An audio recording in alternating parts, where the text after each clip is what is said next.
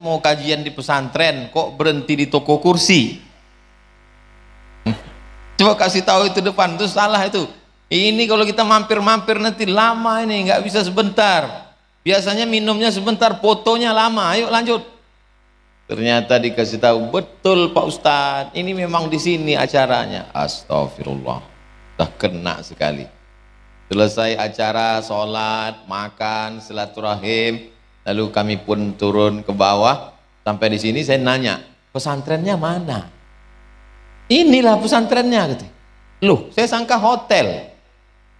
Wah, ini makin lama di Temanggung makin sering kena prank saya. Tapi insya Allah pranknya prank syariah, prank halal. Jadi pesan yang ingin disampaikan ke saya itu apa sebenarnya? Pesannya itu dalam. Betapa dari depan kelihatannya orangnya mencari dunia, bisnis, cari uang, cari akhirat, cari dunia, cari untung, dagang. Di depannya begitu, tapi ternyata di dalamnya mencari ridho dan surga Allah Subhanahu wa ta'ala. Kebalikan dengan sebagian manusia yang kelihatannya mencari akhirat, mencari ridho Allah, padahal di dalamnya mencari dunia. Kita sedang ditegur oleh pesantren Zabisa. Itu pun kena juga saya. Apa nih Zabisa? Zaid bin Sabit. Saya sudah lama tahu Zaid bin Sabit, tapi baru disingkat begitu, baru di sini. Ya Allah, tabarakallah, luar biasa Temanggung. Bapak Ibu yang dimuliakan Allah Subhanahu wa ta'ala, inilah pesantren yang begitu kita datang hati kita sudah tenang, adem, ayem, suka, gemar, cinta kita melihat tempat. Bukan meremehkan, bukan menyepelekan, bukan menghina, bukan menjatuhkan. Banyak orang tua yang anaknya tidak mau masuk pesantren karena khawatir nanti anaknya nggak betah, nggak tahan. Tadi saya tanya sama Pak Kiai, ini alumninya sudah berapa Pak Kiai? Sampai sekarang alumninya nggak mau pulang. Saya beberapa kali ke pesantren malah Pak Ustadz Kiai minta doa. Tolong Ustadz Somad doakan supaya santrinya betah. Kemarin ada yang minum sampo, stres nggak tahan. Kemarin ada yang lari Pak Ustadz sampai sekarang nggak pulang. Malah bapak ibunya bertahan di sini supaya anaknya betah. Ini malah dia tenang luar biasa. Saya pun merasakan ketenangan itu. Bapak ibu tenang nggak? Saya sangka saya aja. Masya Allah, tabarakallah. Bagaimana pesantren dengan tampilan hotel seperti cottage, seperti perumahan-perumahan elit mewah, orang datang tenang, luar biasa. Lalu kemudian yang paling membanggakan, membahagiakan kita adalah para penghafal-penghafal Quran ini. Disampaikan Pak Kiai tadi, bajunya dilondrikan, makanannya diketeringkan. Begitulah cara memuliakan Al-Quran. Dan sampai hari ini pesantren ini tidak bangkrut. Sudah 7 tahun. Santrinya 160 orang yang sudah menghafal Quran menjadi hafiz mutqin lengkap 30 juz, 44 orang penghafal Quran. Andai Al-Quran terbakar di seluruh dunia ini, habis kebakaran, Quran tidak akan hilang. Kenapa? Karena dari pesantren Zaid bin Sabit Temanggung ada 40 orang yang di dalam kepalanya ada Al-Quran 30 juz. Allahu Akbar. Inilah yang mewarisi warisan Rasulullah Sallallahu Alaihi Wasallam. Saya sebenarnya datang ke Temanggung ini sedang diajarkan Allah Subhanahu Wa Taala, ingin menyebarkan informasi ini kepada seluruh Indonesia. Dan yang menonton acara ini saudara-saudaraku yang mencari nafkah di Hong Kong, di Taiwan, di Eropa, di Amerika, kemanapun kau merantau sejauh mata memandang. Secara finansial kemampuan kau sudah hebat, rumahmu megah, mobilmu cantik, duitmu banyak. Tapi kemudian ketika kau mati, meninggal, semuanya tidak ada yang mengalir. Tapi begitu kau punya uang, kau buat asrama yang bagus, berikan makanan gratis, maka datanglah para penghafal Quran. Itulah yang akan menjadikan kubur terang benderang, makam sejauh mata memandang, dan dijauhkan dari azab kubur.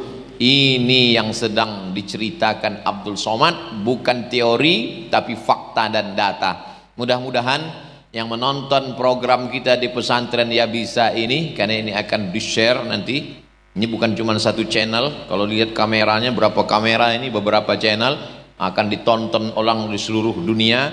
Mudah-mudahan mereka yang menonton terinspirasi dengan yang ada di Ya Bisa Temanggung, mereka akan buat pula di kota mereka.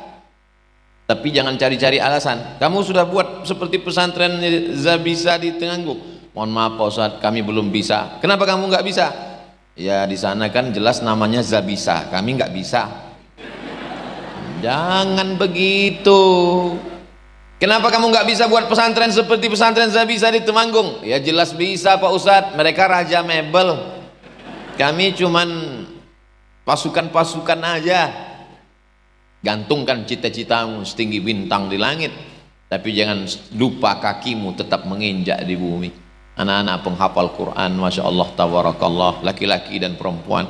Mudah-mudahan program berikutnya seperti yang disampaikan, ada pondok khusus untuk putri, ada untuk putra, lebih luas, lebih lebar, lebih banyak lagi nanti anak-anak muslimin muslimat yang menghafal Quran di sana insyaallah. Man sanna fil islami sunnatan hasanatan, siapa yang membuat suatu tradisi yang baik, membuat gedung, panggil Pak Kiai, Pak Ustadz, alim ulama, penghafal Quran, buka, kemudian datang anak-anak menghafal Quran, lalu kemudian dari mulai 10, 20 menjadi 160, 44 anak penghafal Quran.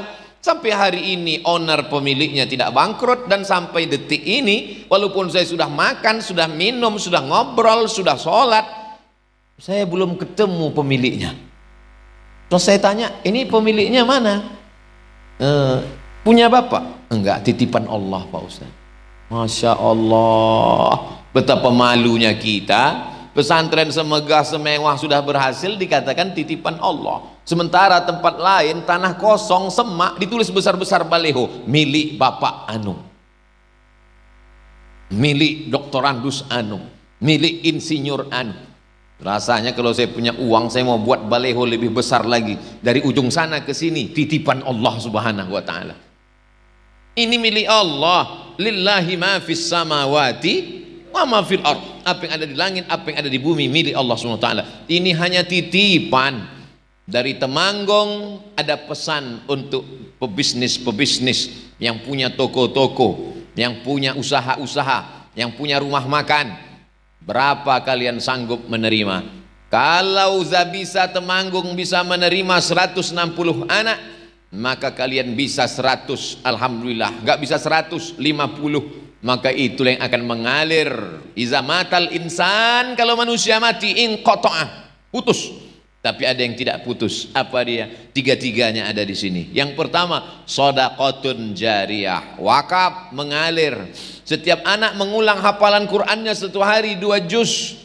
Karena mereka hafal 30 juz, satu bulan mereka hatam 2 kali, satu tahun mereka hatam 24 kali. Mengalir ke makam pemilik, pewakaf, wakif, kepada orang tua. Shadaqatun jariyah. Waladun solihun, anak yang soleh, jelas mereka soleh solehah, mereka para penghafal Quran. Ilmun yuntafa'u bih, ilmu Al-Quran, tajwid, tahsin, bagaimana cara menyebutkan huruf, makharijul huruf, mengalir kepada owner, mengalir kepada pembina yayasan, mengalir kepada kiai, mengalir kepada pengusaha-pengusaha yang memberikan sokongan bantuannya. Kepada Abdul Somad mengalir juga, namanya pahala endorse, menunjukkan yang baik. Man dalla ala khairin falahu mithlu ajri fa'ilihi. Siapa yang menunjukkan kepada kebaikan-kebaikan, maka dia mendapatkan pahala seperti orang yang melakukannya. Saya mengajak kepada saudara-saudaraku, bisnismen, entrepreneur, usahawan yang berhasil, dari Sabang sampai Merauke, dari Sorong sampai ke Banda Aceh, datang kalian ke Temanggung, satu-satunya kota yang pandai tersenyum, kata Pak Kiai. Datang kemari, belajar bagaimana cara buat yayasan, bagaimana cara membuat pengurusnya, ada pembinanya, ada penasehatnya, ada pengawasnya, ada pengurusnya yang terdiri dari ketua, sekretaris, bendahara, bagaimana cara pembiayaannya, bagaimana cara mencari kiai penghafal Quran, dengan metode yang tercepat, 11 bulan hafal Quran. Santri yang hafal Quran dari Bengkulu. Ustadz tahu ini dari mana? Saya tanya dulu biar saya ada bahan ceramah. Masa saya ngobrol ngalor ngidul nggak jelas? Saya akan sampaikan ini, kemudian nanti kita munajat dan berdoa kepada Allah sampai jam 2. Jam 2 nanti saya akan pulang menuju Yogyakarta. Acara inti kami nanti malam MU, bukan Manchester United, Muslim United. Nanti malam akan ada lelang cincin, lelang untuk membantu saudara kita di Palestina. Jadi perjalanan ke Yogyakarta, tadi mampir di Wonosobo. Wonosobo apa Bondowoso? Wonosobo, lalu kemudian Temanggung. Tadi saya bolak-balik tuh, saya ingat itu. Soalnya tadi sana disalah, di sini jangan-jangan Temanggung apa Tulungagung? Temanggung. Saudara yang dimuliakan Allah Subhanahu wa taala, itu bagi pengusaha-pengusahanya. Bagaimana dengan penguasa-penguasanya? Alhamdulillah, di tengah kesibukan Bapak Wakil Bupati bisa hadir. Kita doakan beliau panjang umur, istiqomah dalam iman dan Islam, memakai jabatan untuk menolong agama Allah Subhanahu wa taala. Mumpung tanda tangan masih laku, mendirikan rumah-rumah tahfiz Al-Qur'an. Jadi apa enggak jadi? Jadi. Kalau tanda tangan Abdul Somad untuk prasasti aja. Peresmian masjid. Masjidnya udah jadi. Tinggal tanda tangan aja. Tapi ada orang yang punya jabatan dititipkan Allah Subhanahu wa taala, ada yang diuji dengan hartanya, jadi rumah tahfiz. Ada yang diuji dengan kekuasaannya, jadi rumah tahfiz. Ada yang diuji dengan ilmunya, keluarlah para penghafal Quran. Banyak orang tua yang ragu nanti kalau anak hafal Quran gimana fisika, biologi, kimia, matematika, bahasa Inggris. Itu kan kepalanya udah penuh Pak Ustadz. Kepala anakmu bukan flash disk guys. Dianggapnya kepala anaknya udah penuh alif lam mim dzalikal kitabu la raiba fi. Sudah penuh 30 juz, nanti mau diisi fisika, kimia, biologi, matematika, bahasa Inggris nggak bisa lagi. Saya tanya itu ibu bapak guru sekolah. Pak guru, ibu guru, ya. Ibu pernah nggak ngajar anak yang hafal Quran dengan anak yang nggak hafal Quran? Pernah Pak Ustadz? Gimana pengalaman ibu ngajar? Anak-anak yang hafal Quran lebih cepat paham, lebih cepat ngerti, lebih cepat ngapal. Kenapa? Karena struktur otaknya sudah terbiasa. Di dalam kepalanya itu terus berulang hafalan-hafalan. Anak-anak yang lain itu Pak Ustadz, baru 2-3 kali diajak mikir sudah error. Kenapa? Karena kepalanya lebih banyak dipakai untuk main game online, nonton TV, main-main. Sebaliknya anak-anak kita ini kepalanya itu adalah, maka jangan takut, jangan khawatir, jangan cemas. Anak kamu masuk sekolah tahfiz Quran? Nggak mau ah. Kenapa anaknya nggak ngapal Quran? Ngapain anak ngapal Quran? Nanti mau jadi apa? Paling-paling jadi imam tarawih. Makanya punya otak diupdate, diupgrade, dibetulkan, dibenarkan. Coba jalan-jalan itu ke Yogyakarta, Universitas Islam Indonesia, datang ke Fakultas Kedokteran. Yang paling banyak masuk ke Fakultas Kedokteran yang dapat beasiswa full 100%, free, gratis dengan uang saku, adalah para penghafal Al-Quran. Ustadz baca koran? Enggak, Pak Rektor ngomong ke saya, Ustadz Somad, kalau ada anak penghafal Quran datang kemari, dia dapat beasiswa full. Emangnya kalau dia sudah hafal Quran bisa dia jadi dokter spesialis? Iya, ternyata otak manusia yang menghafal Quran itu senantiasa hangat, dan para penghafal Quran nggak pikun, mudah dia mengingat. Karena ketika dia menghafal Quran, dia hafal pojok-pojok Al-Quran itu, satu surat, satu halaman, yang pojok ini atas kalimatnya ini ada ainnya, dia hafal semua. Sehingga kalau anak-anak ini disuruh pejam mata, yang nampaknya kelihatannya adalah surat-surat Al-Fatihah, Al-Baqarah, Ali Imran, Al-Nisa, Al-Maidah. Kita pejam mata Naruto. Oleh sebab itu maka jangan pernah khawatir, jangan pernah takut. Anakmu menjadi penghafal Quran, dia bisa jadi dokter spesialis. Anakmu menjadi penghafal Quran, dia bisa menjadi pakar sains dan teknologi. Yang penting dalam kepalanya Al-Quran. Tidak ada yang bisa menyelamatkan anak-anak kita yang lucu-lucu, yang manis-manis, yang ganteng-ganteng, yang cantik-cantik ini dari tantangan zaman modern. Tembok benteng terakhir adalah tembok sekolah tahfiz Quran pondok pesantren. Nih benteng tembok terakhir. Kalau benteng ini jebol, masuklah narkoba, LGBT, pergaulan bebas, sekularisme, liberalisme, komunisme. Hancur kepala anak-anak kita. Sore-sore sudah datang pacarnya jemput keluyuran ke sana kemari. Nauzubillah. Mudah-mudahan anak-anak kita diselamatkan Allah dari segala perbuatan keji dan mungkar. Yang sudah mendaftarkan anaknya ke pesantren tahfiz Quran, alhamdulillah. Yang belum, na'udzubillah. Yang sudah saya kasih tahu nggak ada juga niat baik dalam hatinya, innalillah. Game is over, tamat, selesai masalah. Saudara yang dimuliakan Allah Subhanahu wa taala. Ini hidupnya bagaimana ini mereka di akhirat?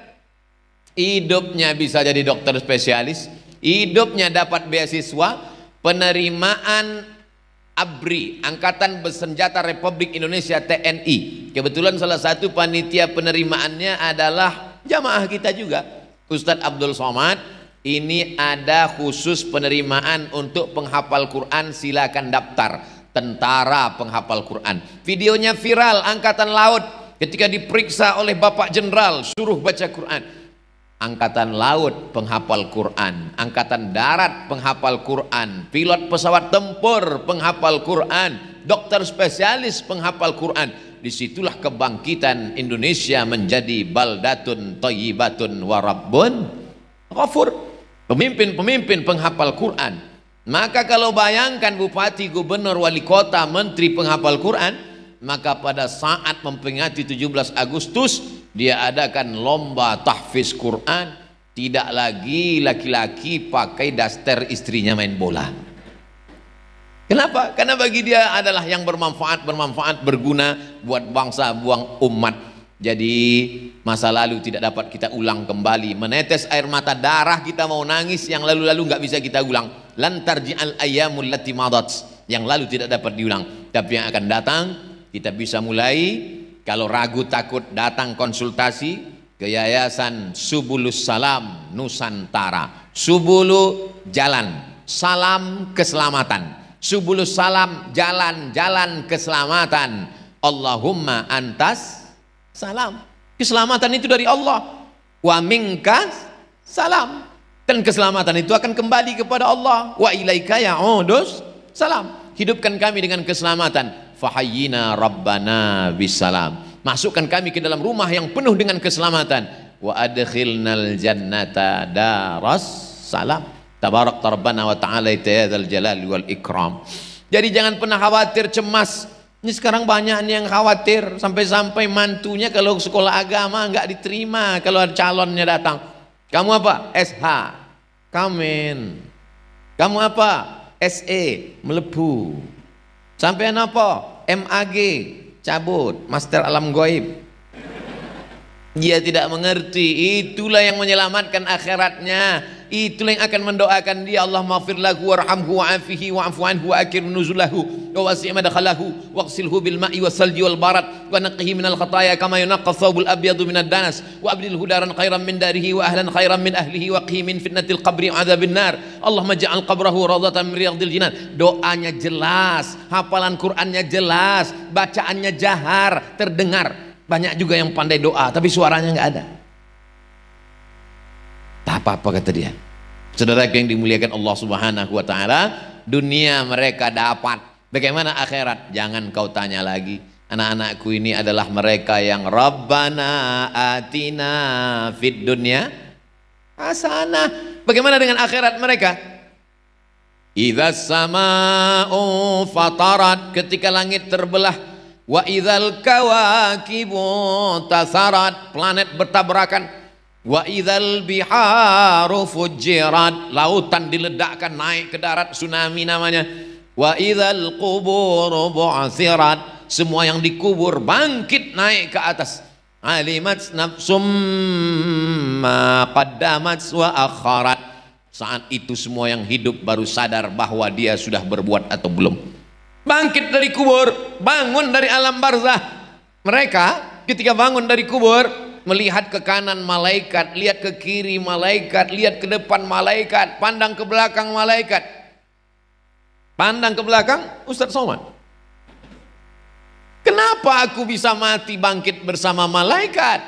Apa kata Nabi? Kanjeng Nabi Muhammad SAW 14 abad yang lalu sudah kasih kabar gembira. Al-mahiru bil Quran, mereka yang menghafal Quran, mereka yang membaca Quran, mereka yang cinta pada Quran, ma'as safaratil kiramil bararah, mereka akan bangkit di padang mahsyar bersama para malaikat.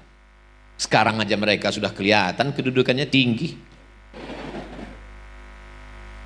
Berikut ini kami panggilkan Profesor Dr. Abdul Somad LCMA. Masih di bawah mereka. Mereka lah yang akan mengangkat derajat Abdul Somad nanti. Ini Ustadz basa-basi, serius. Penghafal Quran bisa memberi syafaat. Ada syafaat Kanjeng Nabi Muhammad SAW. Mudah-mudahan kita dapat syafaatnya. Ada syafaat malaikat, ada syafaat Nabi, ada syafaat penghafal Quran, dan mereka bisa memberikan syafaat. Anak-anakku, pandang Ustadz sekarang. Nanti tolong kalian cari Ustadz ya. Yang ini terserahlah, yang kelihatan aja. Betapa Ustadz Abdul Somad pun masuk ke surga karena syafaat mereka. Mata mereka bersih, Bu. Karena kalau mata mereka kotor, telinga mereka kotor, otaknya jadi kotor, Quran gak mau lengket di dalam kepalanya.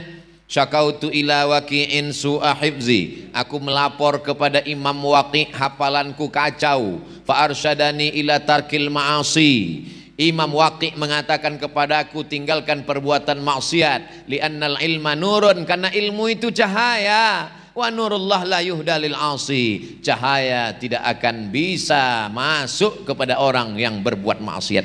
Kenapa mereka hafal Quran? Matanya bersih. Kalau ada alat detektor periksa mata mereka dicek, bawa itu alat cek matanya, kelihatan di situ. Al-Falaq, An-Nas, Al-Fatihah. Begitu dicek mata kita, sinetron Korea. Yang sebelah kanan Bollywood. Tapi mata mereka bersih.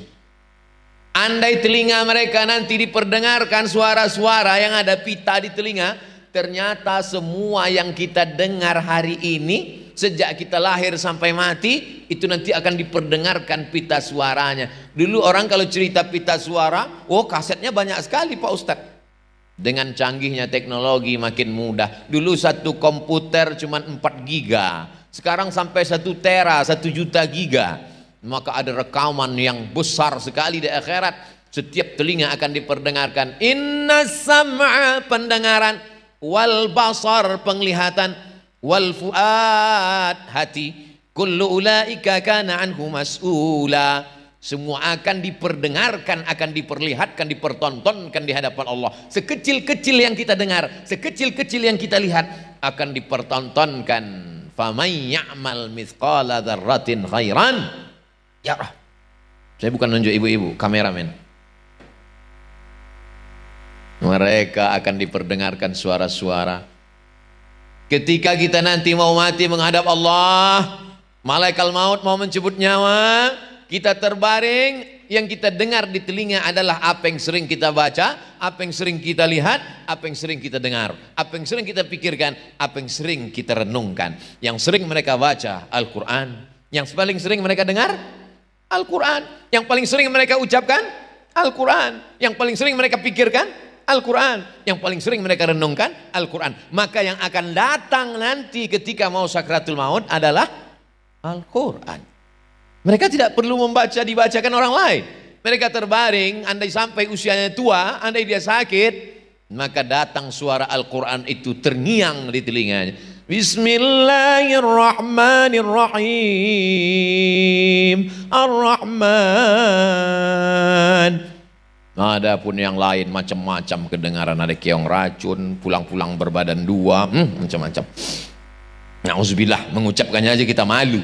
Itulah yang datang. Syukur-syukur kalau ninggalnya di rumah. Ada yang bisikin talqin, la ilaha illallah.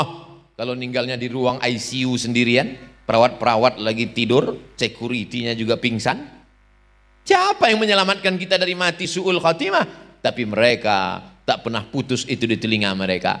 Mau matinya selamat, di akhiratnya selamat, dan mereka tidak hanya selamat, mereka bisa menyelamatkan orang lain. Dan yang paling beruntung adalah ada orang-orang yang di kepalanya dipasangkan tajun minan nur, mahkota dari cahaya. Mahkota dari cahaya, mahkota dari cahaya, mahkota dari cahaya, crown.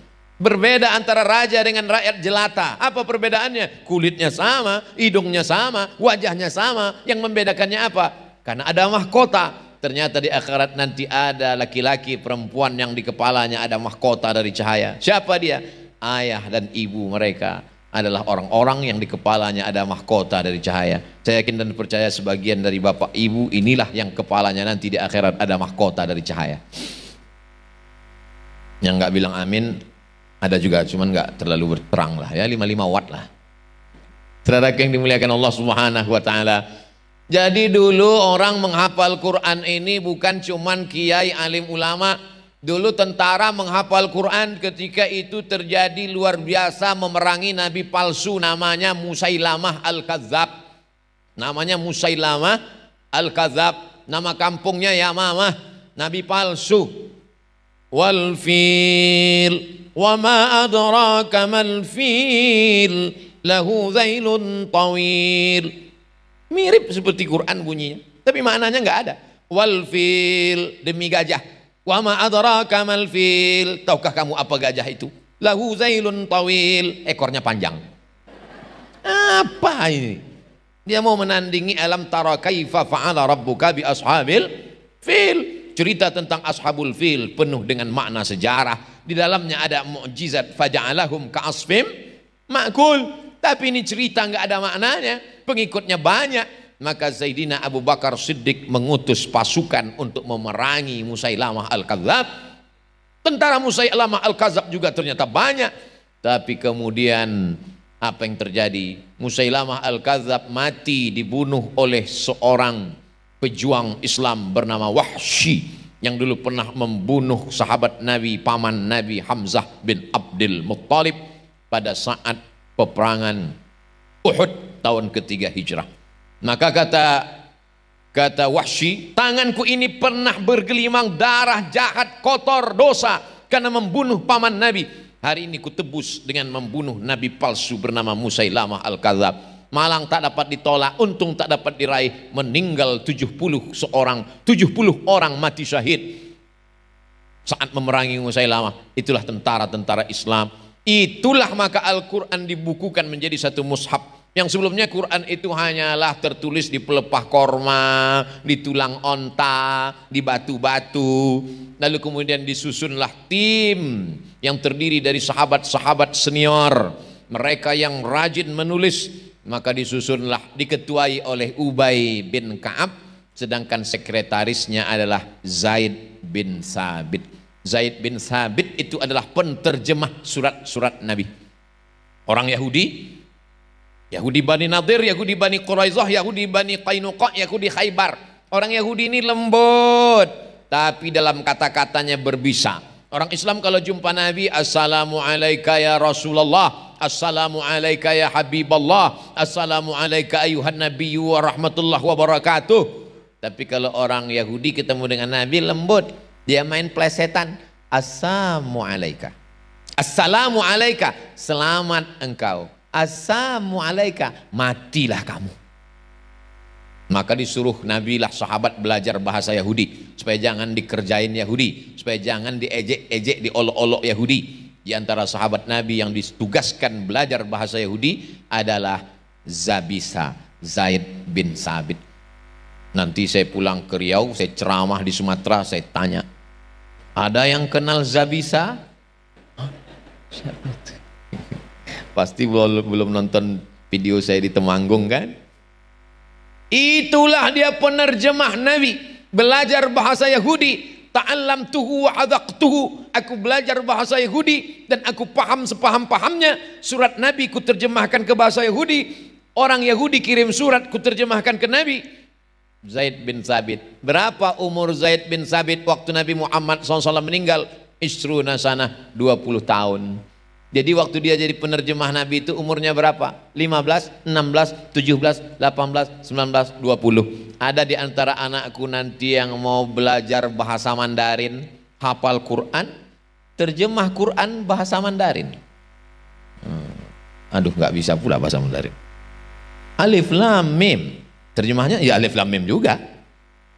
Mereka pakai bahasa Al-Quran, tapi terjemahnya ada yang mengambil sastra Inggris.